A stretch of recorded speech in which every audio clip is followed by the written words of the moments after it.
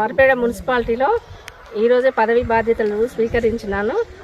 Municipality మన 10వ ward 11వ వార్డులో మర్పేడలో మా 11వ వార్డులో తిరుగుతూ ప్రజా సమస్యలు తెలుసుకుంటున్నాను. ఎస్సీ వార్డులో ఉన్నాను. ఇప్పుడు ఎస్సీ వార్డులో ఏమేమి సమస్యలు ఉన్నాయని తెలుసుకుంటే మాకు ఏ సమస్యలు లేవు మేడం, అన్నీ ఓకే, నీళ్ళు వస్తున్నాయి, శానిటేషన్ వస్తున్నారు, అన్నీ బాగానే ఉన్నాయని చెప్పారు. సమస్యలు తెలుసుకోవడం కోసమనే నేను వచ్చాను. సైతాన్ని క్లీన్ చేయడానికి వస్తున్నారా? సిబ్బంది వస్తున్నారా? ఎన్ని రోజులకు ఒకసారి వస్తున్నారు? ఒక్కదానికి నీకు ఫ్రీనే ఉంటుంది.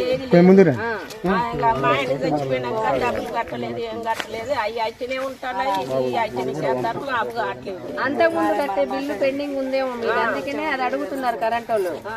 మరి అప్పటిది కట్టాలి కదా మనం, అప్పటిది పింఛన్ రావట్లేదా? నేను పూట కాడాలి అమ్మా, మంచిగా లేదు. సరే ఏదన్నా ఒకటి రావాలి కదా.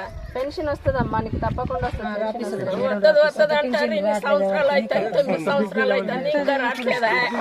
కానీ మీరు ప్రజలకి వెళ్ళి మంచిగా ఎక్కడ శుభ్రం చేయాలన్నా కూడా ముందు అన్ని శుభ్రం చేసి ప్రజలను మెప్పించండి. ఫస్ట్ ప్రజా సమస్యలు తీర్చడానికే వచ్చినాం మనం.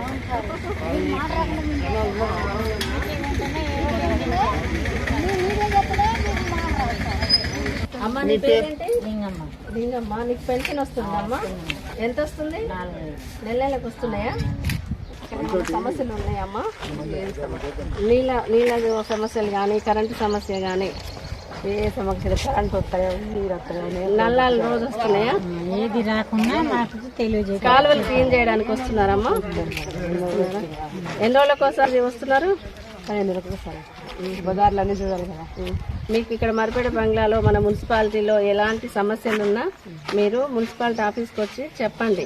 లేకపోతే మీ కౌన్సిలర్ ఉంటారుగా ఇక్కడ, కౌన్సిలర్కి అయినా తెలియజేయండి, లేకపోతే ఆఫీస్కి అయినా వచ్చి చెప్పండి. అమ్మ మీకు నీళ్ళ సమస్యలు కానీ, కరెంటు సమస్యలు కానీ, మా మున్సిపాలిటీ సిబ్బంది వచ్చి అంతా క్లీన్ చేసిపోతున్నారా? చెత్తలు ఎత్తేస్తున్నారా? సరే అమ్మా, మీకు ఏమైనా సమస్యలు ఉంటే మాకు మున్సిపాలిటీకి వచ్చి సమాచారం అందించండి. ఏ ప్రాబ్లమ్స్ ఉన్నా మీరు ఓకే అమ్మా, థ్యాంక్ యూ.